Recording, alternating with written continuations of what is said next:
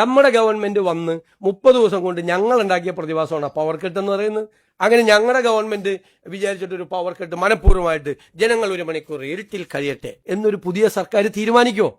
അപ്പൊ ഒരു ഔചിത്യമില്ലാത്ത പ്രചരണം, ഔചിത്യമില്ലാത്ത ഒരടിസ്ഥാനവും ഇല്ലാത്ത പ്രചരണം സംസ്ഥാനത്ത് നടക്കാണ്.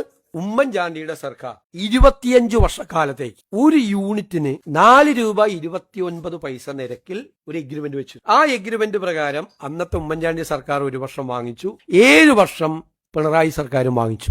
8ാമത്തെ വർഷം ആ വൈദ്യുതി കരാർ റദ്ദാക്കി. ആ വൈദ്യുതി 4 രൂപ 29 പൈസയ്ക്ക് ഒരു യൂണിറ്റിന് 25 വർഷത്തേക്കുള്ള എഗ്രിമെന്റ് റദ്ദാക്കി. എന്നിട്ട് എത്ര രൂപയ്ക്കാണ് മേടിച്ചെന്നറിയാം വൈദ്യുതി? 8 രൂപ മുതൽ 14 രൂപ വരെ. 4 രൂപ 29 പൈസയുടെ റദ്ദാക്കിയിട്ട് മാസങ്ങളോളം, വർഷങ്ങളോളം വൈദ്യുതി ബോർഡ് വലിയ സാമ്പത്തിക പ്രതിസന്ധിയിലേക്ക് കൂടി പോയി. ഡെയിലി 20-30 കോടി രൂപ അഡീഷണൽ ആകുന്ന സ്ഥിതിയിലേക്ക് വന്നു. ആ എഗ്രിമെന്റ് ഇപ്പം നിലവിലില്ല. ആ എഗ്രിമെന്റ് ഉണ്ടായിരുന്നുവെങ്കിൽ ആ എഗ്രിമെന്റിന്റെ പാർട്ടി, ആ കമ്പനികൾ നമുക്ക് വൈദ്യുതി തരാൻ ബാധ്യത ഉണ്ടായിരുന്നു. എന്തുകൊണ്ടാണ് അന്നത്തെ വൈദ്യുതി കരാർ റദ്ദ് ചെയ്തതെന്ന് ഇതുവരെ പഴയ മുഖ്യമന്ത്രി, ഇപ്പോഴത്തെ പ്രതിപക്ഷ നേതാവും പറഞ്ഞിട്ടില്ല, അന്നത്തെ വൈദ്യുതി മന്ത്രിയും പറഞ്ഞിട്ടില്ല. പിന്നെ ഞാൻ ചോദിക്കട്ടെ, റെഗുലേറ്ററി കമ്മീഷനിൽ ആരൊക്കെയായിരുന്നു അംഗങ്ങൾ?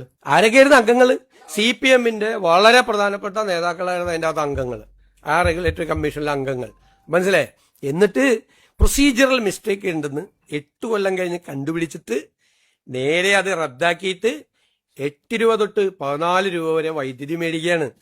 അതാണ് ഈ കമ്പനിയുടെ എന്താണ് മേടിച്ചത് ആദ്യം. ഇപ്പൊ DYFI ഭക്ഷണം കൊടുക്കുന്നതിന് അഭിനന്ദിക്കുന്ന ആളാണ് ഞാൻ. ഭക്ഷണം കൊടുക്കുന്നതിൽ ഒരു വലിയ നല്ല കാര്യമല്ലേ കൊടുക്കുന്നത്? അതിനെന്താ തെറ്റ്? ഭക്ഷണം കൊടുക്കുന്നതിൽ ഒരു തെറ്റുമില്ല. അതൊരു യുവജന സംഘടന അത് ചെയ്യുന്നത് നല്ല കാര്യമാണ്. ഞാൻ അവരെ അഭിനന്ദിക്കുകയും ചെയ്യുന്നുണ്ട്.